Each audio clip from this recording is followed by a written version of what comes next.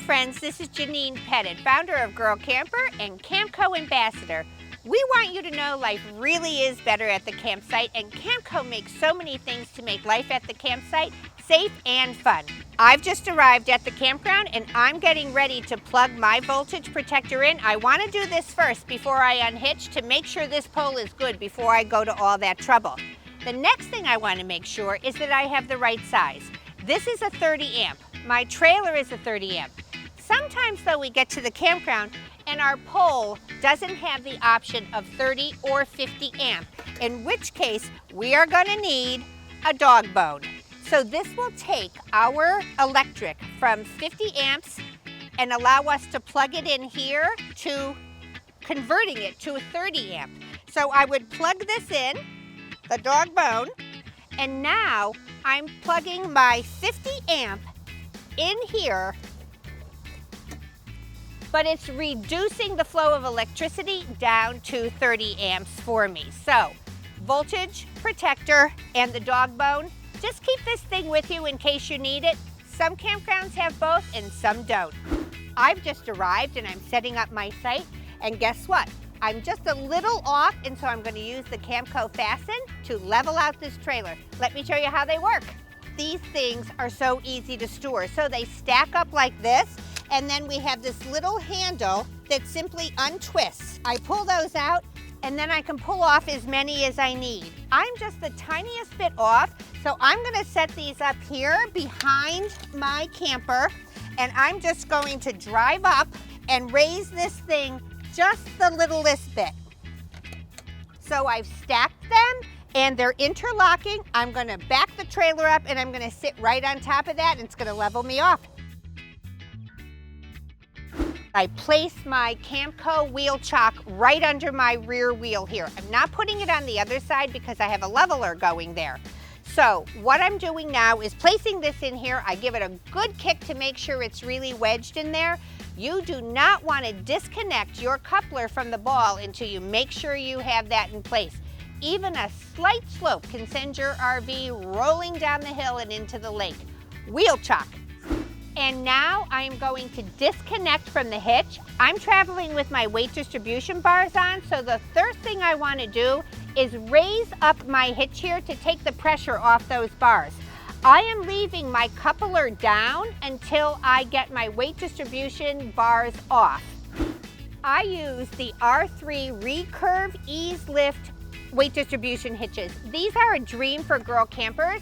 I had a different kind before that had to be shoved up from underneath, and I just didn't always possess the arm strength I needed for that. These drop in from the top. There is an easy safety pin here that you push a button and you pull it straight out. I don't have to worry about having a pin with me and losing that pin. And it's on a wire, so I can't lose it. Now I'm gonna raise this up. If I raise it up high enough, I shouldn't even need the tool to get it off. It should pop right out, but there is a clever little tool. And you can see this is relieving the pressure from the bars, and it's going to slide right out. Okay, I've got this thing up pretty high, and I've removed the pin, and I should be able to apply just a little bit of pressure, and that comes out. I got it out on both sides. Now I've got both of my bars detached from my RV, and I'm gonna pull this all the way in this direction, and I'm gonna lift it right out. That easy. Now I'm gonna lower this again and detach my coupler, and I'm ready to go. Look how much that truck came down. There we go. Disconnection. Now that my coupler is off the ball, I'm gonna pull my truck forward, and then I'm gonna level my trailer front to back. I know I already have my trailer leveled side to side, and I wanna level it front to back. So I'm just gonna lower down my jack, throw my little leveling tool on there, and then I'm gonna be ready to drop my stabilizing jacks. I have got my trailer leveled front to back, and it's unhitched. I've got my wheel chocks. The last thing I do before I begin the plugging in of the electric and the water is to drop my stabilizing jacks. I like to sit them on my fasten blocks because I don't want them to shift around in the ground. I don't want mud on them. So I make sure I put a couple of blocks underneath them, and then I turn until I hit resistance, and then I give it another little quarter turn. A stabilizing jack is meant to stabilize your camper. You don't want to put weight on it. It is not a weight distribution. So just give it a half a crank after you hit resistance and you're good to go. The other little tip I have for you is to take some neon colored duct tape and fasten it onto your hand crank, because when you lay this thing down, it's so easy to lose it. Put that tape on there, and then when you scan the campsite to make sure you haven't forgotten anything, it's going to blink at you. I have just hooked up my Rhino Extreme hose. Now this campsite I'm at has full hookup, so I can keep my sewer hose connected. I want to share with you a misnomer about sewer hoses. Once you connect your sewer hose to your site, you don't want to open your sewer valves. You want to make sure you have enough fluid going in your tanks that when you dump them, it washes everything out. So go ahead and hook up your sewer hose at a full hookup site, but don't open those valves until there is enough fluid in your tanks to flush them out, then close them back up again. I have been using the Rhino Extreme hose for 4 years now, and this thing is built to last.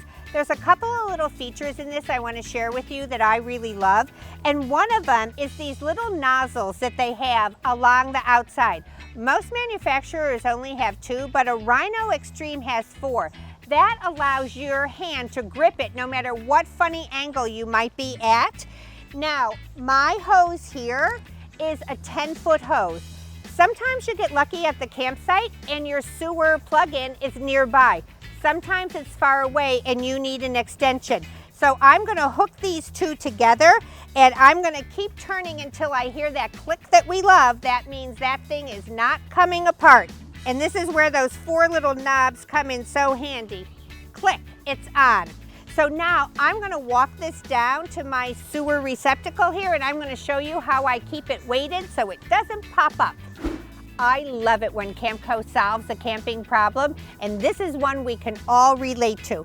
How many of you have searched the campground for that big rock to put down on top of your sewer hose? So when you pull that release lever from 10 feet away, this thing doesn't pop up and make a mess nobody wants to clean up. So Camco has developed their weighted sewer hose, and it goes right on top here, and that thing is not going anywhere. Fun fact about these, they come in 2 colors, blue and orange, and they have a reflective tape going around them, so you're not going to trip over this in the middle of the night. But I'll tell you what girl campers are doing. They're buying it and spray painting them and decorating them to match their own campers.